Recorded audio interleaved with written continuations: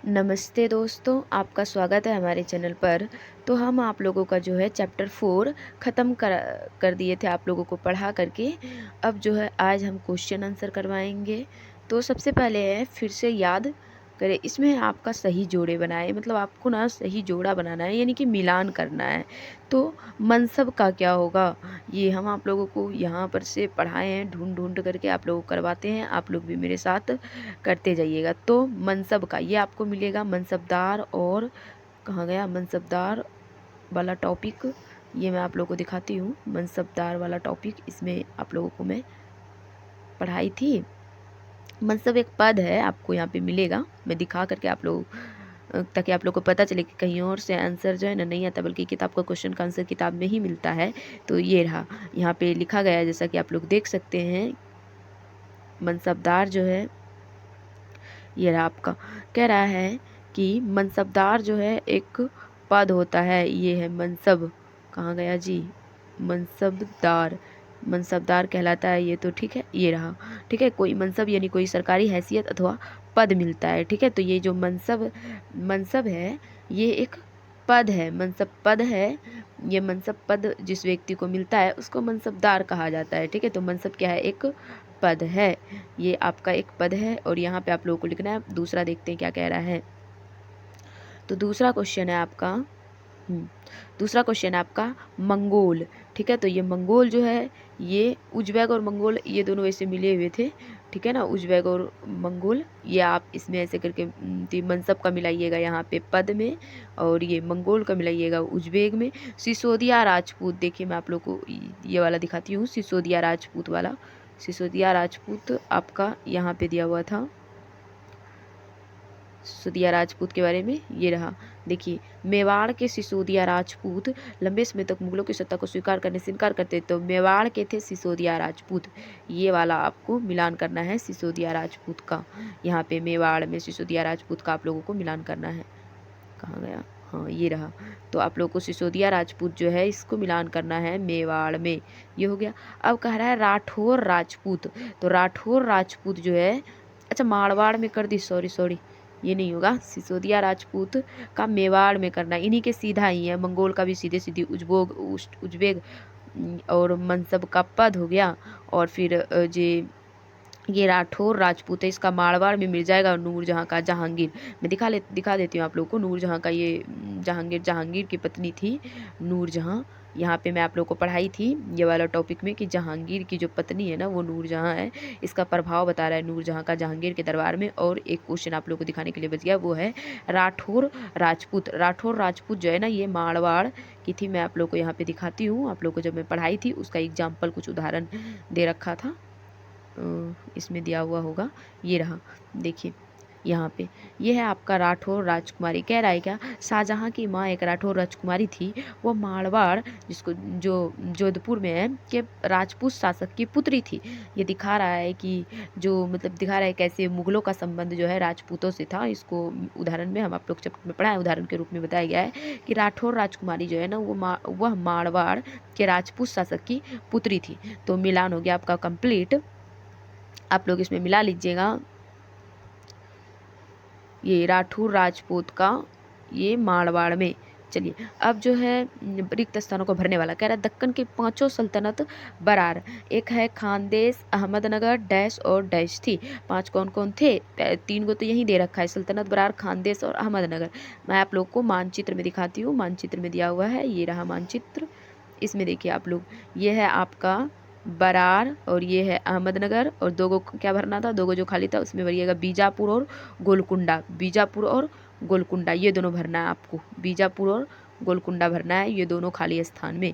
अब आगे बढ़ते हैं, अब देखते हैं क्या कह रहा है। तो आगे है आपका, ये हो गया, आप कह रहा है डैश और ये तो भर ही दिया, बीजापुर और गोलकुंडा इसमें भरिए। यदि जात की एक मनसबदार के पद और वेतन का द्योतक है, कह रहा है जात जो है ना वो किस पे डिपेंड करता था, मनसबदार के पद और जो जात की संख्या जो है ना वो जात की संख्या के हिसाब से मनसबदार को मनसबदार मतलब कि उस पर डिपेंड करता था। मनसबदार को बनाया जाता था जात की संख्या के आधार पर और उसका वेतन भी दिया जाता था। तो सवार उसके डैश को दिखाता है। तो सवार किसको दिखाता है, ये यहाँ पे घुड़सवार सवार यानी कि तो किसको दिखाता है, तो ये सैन्य उत्तरदायित्व हो जाएगा। मैं आप लोग को यहाँ पे दिखाती हूँ, सैन्य उत्तरदायित्व को दिखाता है। कहाँ गया, मनसबदार वाले टॉपिक में ही आपको मिल जाएगा ये वाला भी। तो मनसबदार, ये तो जब्त और ज़मींदार आ गया। अच्छा, इसके बाद ही तो मनसबदार वाला टॉपिक है ना। तो मनसबदार, एक मिनट, जब्त ज़मींदार से पहले है, सॉरी, ये रहा मनसबदार। मनसबदार देखिए यहाँ पे आपका क्या रखा है, ये रहा, देखिए आप लोग यहाँ पे एकदम फ्रेश से लिखा गया है कि,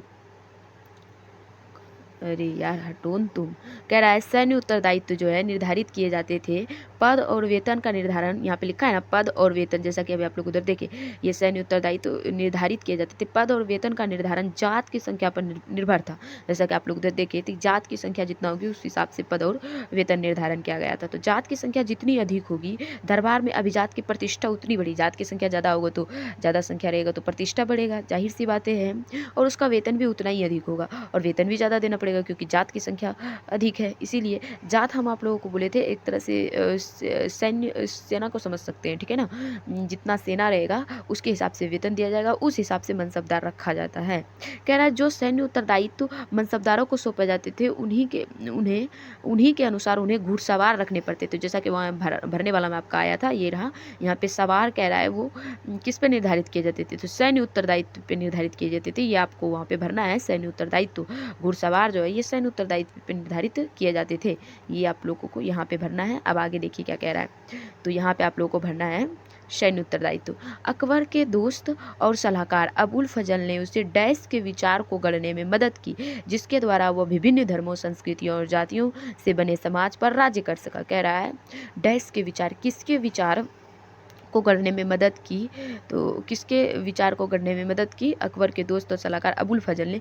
तो यहाँ पे सुलह ए कुल लिख सकते हैं। सुलह ए कुल की जो आपका नीति थी यहाँ पे हम आप लोगों को दिखाते हैं, उसमें बताया गया था ना सुलह ए कुल की नीति में। ये रहा आपका सुलह ए कुल की नीति, हम आप लोग को पढ़ाए थे। अगर नहीं क्लास किए हैं तो इससे पहले वाले लेक्चर में आप लोग कर सकते हैं। यहाँ पे जो है अकबर के सुलह कुल की नीति, उनके पुत्र जहांगीर ने इस प्रकार वर्णन किया है। अकबर के सुलह कुल की जो नीति थी ना, यहाँ पे आपको सुलह कुल भरना है, भरने वाला में सुलह कुल की नीति क्या कहता था, जैसे कि आपका यहाँ पे दे रखा है, भरने वाला कहाँ गया जी, हाँ ये रहा, एक मिनट, हाँ।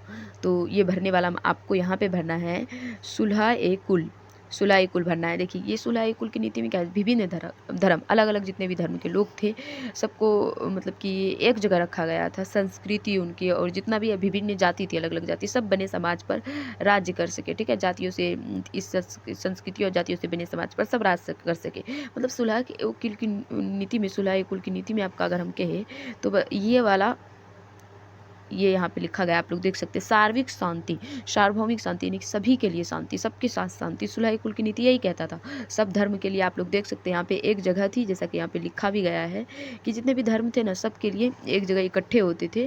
आपका ये यहाँ पे लिखा गया है, वैसे मैं पढ़ा रखी हूँ, आप लोग देख सकते हैं, यहाँ पे लिखा गया है सभी धर्मों के अनुयायियों के लिए एक जगह थी, एक जगह थी। तो आपको जो भरना है ना, ज़्यादा दिमाग नहीं लगाना है, सुलह कुल की नीति भर दीजिए, ठीक है, क्योंकि उसमें ही सभी धर्मों, अलग अलग धर्मों के लिए एक जगह बताया गया है, संस्कृति, जातियों सबका सम्मान किया गया है, ठीक है, अलग अलग विभिन्न जातियों का। तो अगला क्वेश्चन है आपका 3 नंबर, कह रहा है मुगल राज के अधीन आने वाले केंद्रीय प्रांत कौन से थे। मुगल राज के अधीन जो आने वाले केंद्रीय प्रांत थे वो थे आपका दिल्ली और आगरा, और भी बहुत सारे थे, आपका इलाहाबाद हो गया, दिल्ली और आगरा इंपॉर्टेंट, ये ज़्यादा इंपॉर्टेंट है, तो ये दोनों लिखिएगा, दिल्ली और आगरा, दिल्ली और आगरा, ये आपको लिखना है, ठीक है, कि मुगल राज के अधीन आने वाले केंद्रीय प्रांत जो थे वो थे दिल्ली और आगरा।